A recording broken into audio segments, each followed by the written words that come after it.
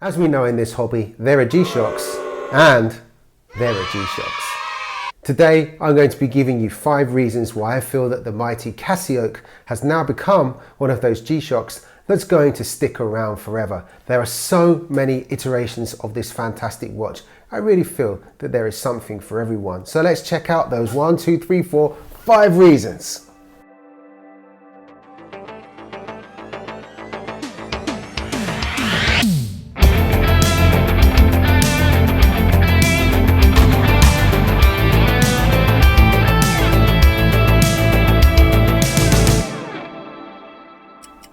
Hello, if like me you obsess over this most brilliant of hobbies, why not like this video and subscribe to the channel? Thanks, you're a boss.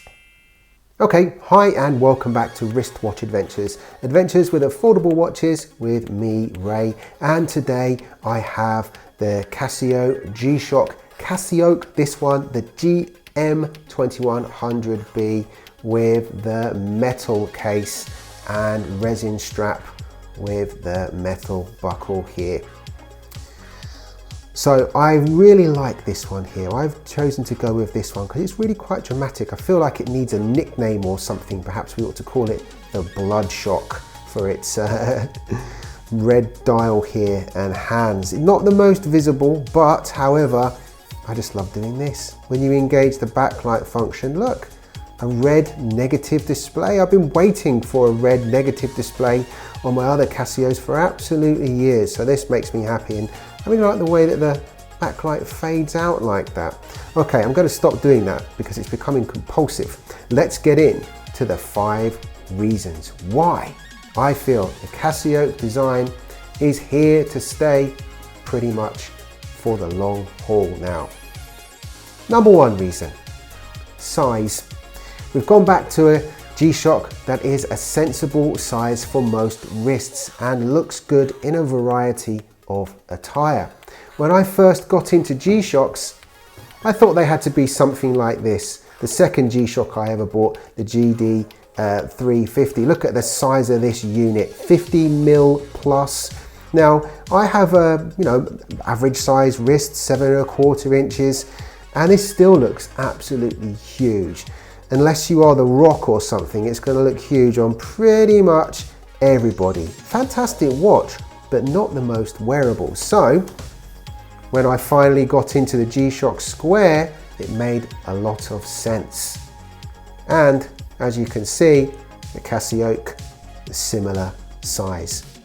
Moreover, if we compare them like this, we can see that the Casioak is even marginally slimmer than a G-Shock Square here. Here we have my GW-5000U for reference. Reason number 2, design continuity.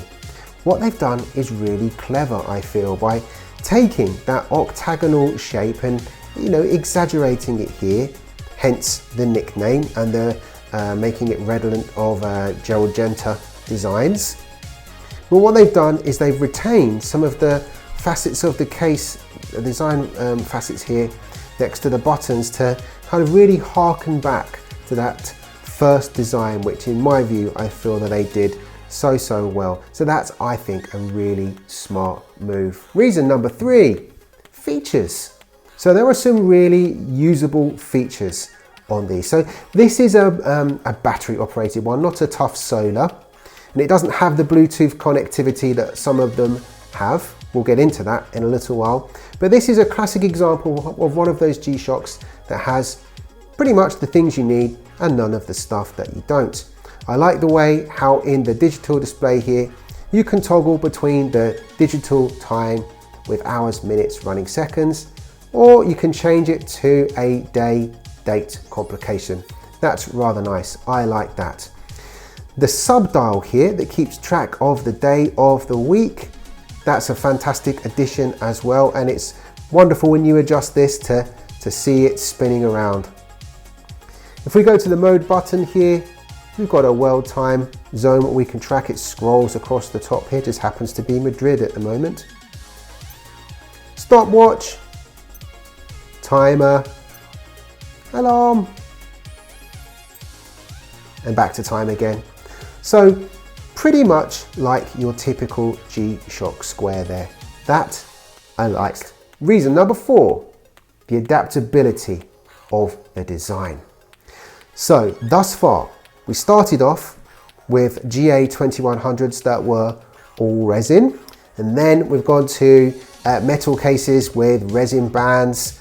We've had full steel in different colorways as well.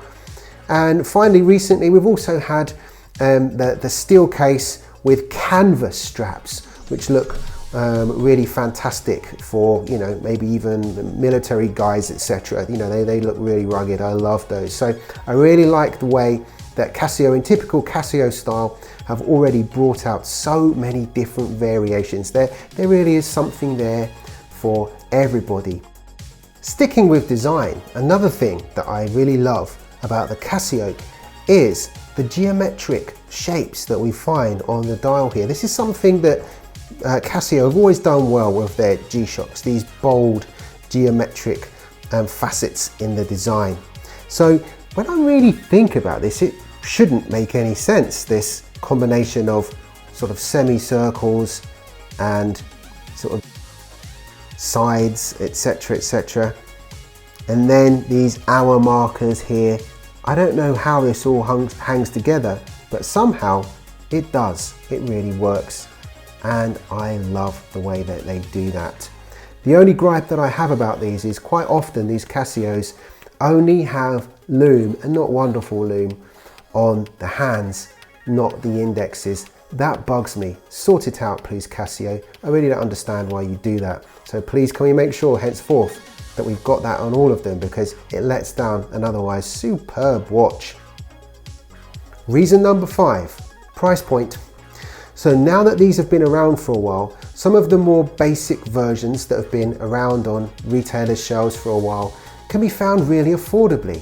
I found these as cheap as £60 for a very unglamorous colorway of the resin version perhaps. The dark blue doesn't seem to be very popular, but nevertheless, £60 for that, absolute bargain. And then, of course, in typical Casio style, there's a price point for everybody. These ones with the steel case and the resin band come in at about £180 sterling.